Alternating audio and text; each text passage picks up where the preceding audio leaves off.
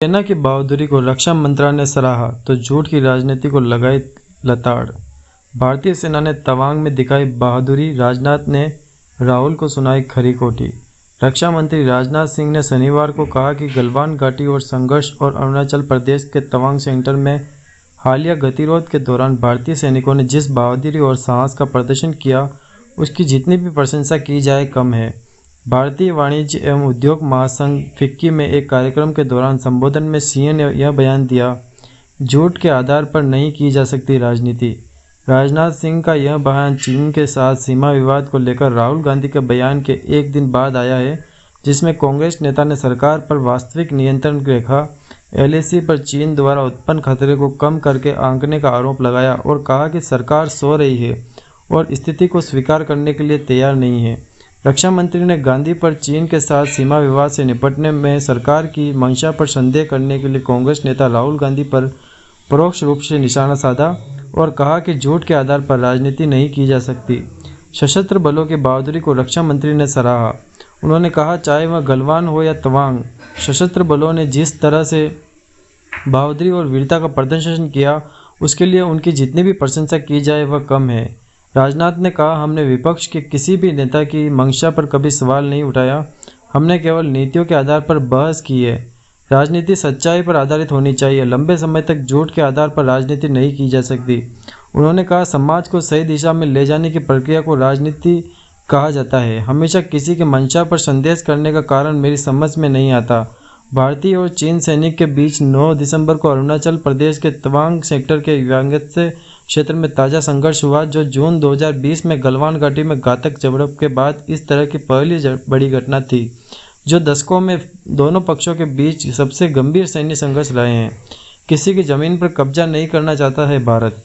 अपनी टिप्पणी में राजनाथ सिंह ने यह भी कहा कि भारत विश्व के कल्याण और समृद्धि के लिए एक महाशक्ति बनने की इच्छा रखता है और इसका किसी भी देश की 1 इंच भूमि पर कब्जा करने का कोई इरादा नहीं है। यह टिप्पणी सीमाओं पर इनके आक्रमण व्यवहार के संदर्भ में थी। उन्होंने कहा, जब मैं कह रहा हूं कि हम एक महाशक्ति बनने की आकांक्षा रखते हैं, तो यह भी नहीं समझा जाना चाहिए कि हम दुनिया के देशों पर हावी होना चाहते हैं। हमारा किसी देश की 1 इंच भी ज़मीन पर कब्जा करने का कोई इरादा नहीं है।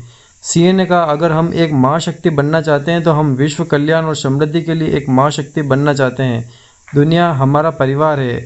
1980 तक साथ साथ चलते रहे भारत और चीन।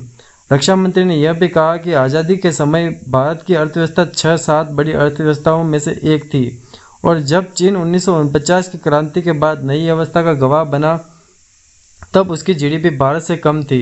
उन्होंने कहा कि हालांकि भारत और चीन 1980 तक साथ साथ चलते रहे, लेकिन पड़ोसी देश आर्थिक सुधारों के जरिए आगे बढ़ा। उन्होंने कहा, 1991 में हमारे देश में थी आर्थिक सुधारों की शुरुआत हुई थी, लेकिन चीन ने कम से कम इतनी लंबी छलांग लगाई है कि उसने अमेरिका को छोड़कर दुनिया के तमाम देशों को विकास की रफ्तार में पीछे छोड़ दिया है।